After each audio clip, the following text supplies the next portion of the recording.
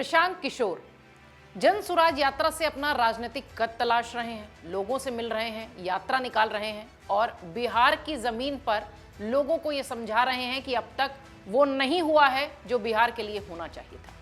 प्रशांत किशोर अपने ही लोगों से खुद के लोकसभा चुनाव लड़ने पर सवाल करते भी दिख रहे हैं, यानी ये इच्छा जाहिर कर रहे हैं कि उन्हें भी लोकसभा चुनाव लड़ना है।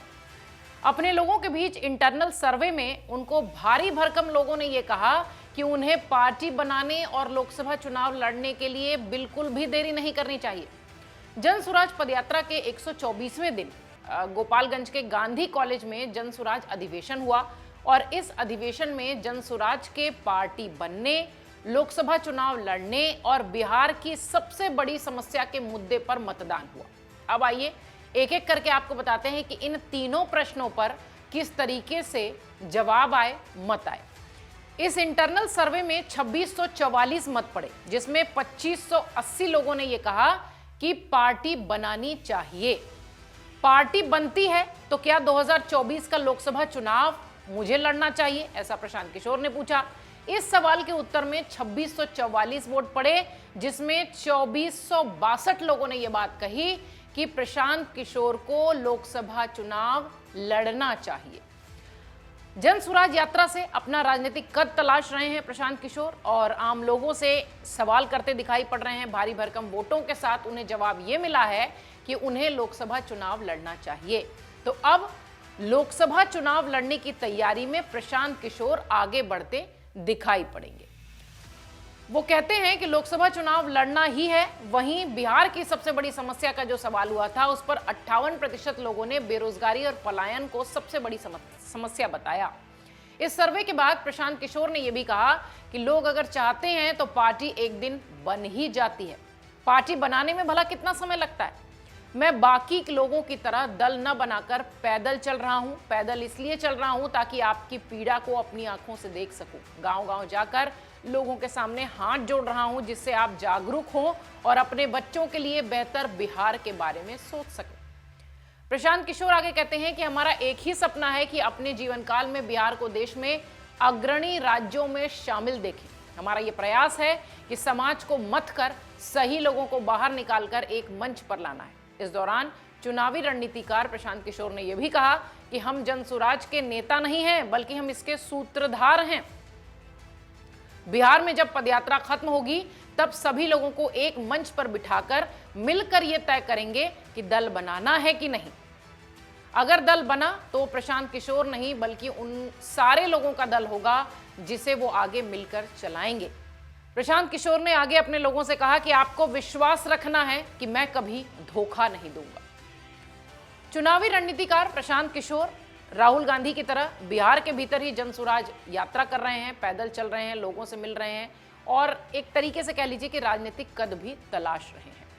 चुनावी रणनीतिकार प्रशांत किशोर देश में सबसे पुरानी पार्टी कांग्रेस में शामिल होने का जो प्रस्ताव है उसे ठुकरा चुके हैं। इन दिनों वो खासा चर्चा में इसलिए भी हैं क्योंकि वो जन सुराज यात्रा निकाल रहे हैं और पिछले दिनों उन्होंने प्रधानमंत्री मोदी के संदर्भ में ये कहा था कि मैंने उनसे एक पैसा भी नहीं लिया था उनके प्रचार कार्यक्रमों के लिए।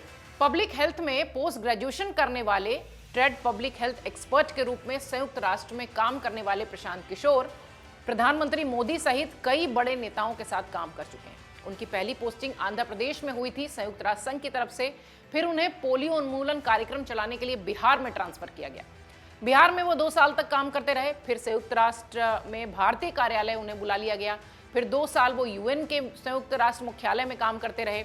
संयुक्त राष्ट्र मुख्यालय में उन्हें काम करने में थोड़ा ठीक नहीं लगा, फिर उन्हें डिवीजन हेड के रूप में चाड में उत्तर मध्य अफ्रीका भेजा गया, वहां भी वो 4 साल रहे। इसके बाद उन्होंने भारत के समृद्ध उच्च विकास वाले राज्यों में कुपोषण पर एक रिसर्च पेपर तैयार किया। इसमें महाराष्ट्र, गुजरात, हरियाणा, कर्नाटक कई तरह के राज्यों पर उन्होंने अपना रिसर्च पेपर बनाया। इन राज्यों में गुजरात सबसे नीचे था। अब देखिए यहां से उनका प्रधानमंत्री मोदी से कनेक्शन होता दिखता है। ये सर्वे आया, ये रिसर्च आई जिनमें गुजरात सबसे नीचे था कुपोषण के मामले में। ये पढ़कर तत्कालीन गुजरात के मुख्यमंत्री उस वक्त प्रधानमंत्री नरेंद्र मोदी थे, उन्होंने प्रशांत किशोर को फोन किया और उन्हें गुजरात मिलने के लिए बुलाया। जब प्रशांत किशोर गुजरात पहुंचे तो उन्हें वहां साथ काम करने का आमंत्रण दिया प्रधानमंत्री मोदी ने और उसके बाद वो उनके साथ हो गए।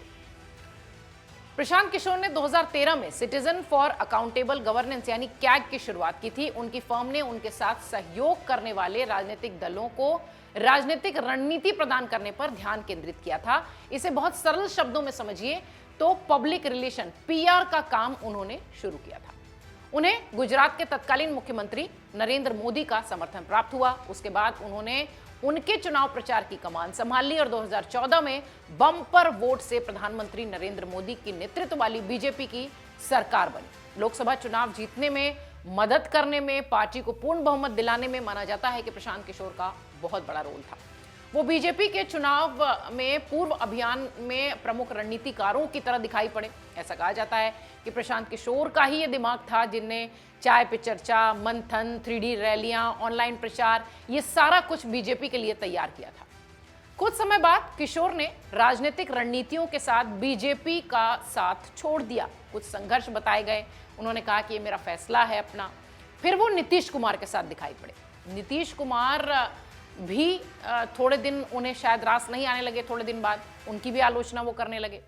चुनाव लड़ने की इच्छा लिए प्रशांत किशोर 2024 की तैयारियों में। इच्छा इसलिए कहना जरूरी है क्योंकि यदि इच्छा नहीं होती तो वो इस प्रश्न के साथ इंटरनल सर्वे भी नहीं कराते। राहुल गांधी की तरह प्रशांत किशोर भी यात्रा पर निकले हैं। राहुल गांधी कांग्रेस को सुधारने निकले हैं और प्रशांत किशोर ने यह तय किया है कि वो जन स्वराज पार्टी बनाएंगे। अगर बनाते हैं तो मंच पे उन लोगों के साथ वो दिखाई पड़ेंगे जिन्होंने इस पार्टी में बहुत काम किया है। प्रशांत किशोर लगातार आम लोगों से मिल रहे हैं और ये कह रहे हैं कि अगर मैंने पार्टी बनाई, लोकसभा चुनाव लड़ा तो आप लोगों को धोखा नहीं दूंगा। प्रशांत किशोर इन दिनों राजनीतिक कद की तलाश में। कई बार वो कई लोगों के साथ जुड़ते दिखाई पड़े, लेकिन उनका जो सेटिस्फैक्शन था, राजनीतिक जो संतोष था, वो दिखाई नहीं पड़ा। इसलिए शायद वो जन स्वराज यात्रा के साथ अब निकले हैं और लोकसभा चुनाव लड़ने की तैयारी में हैं।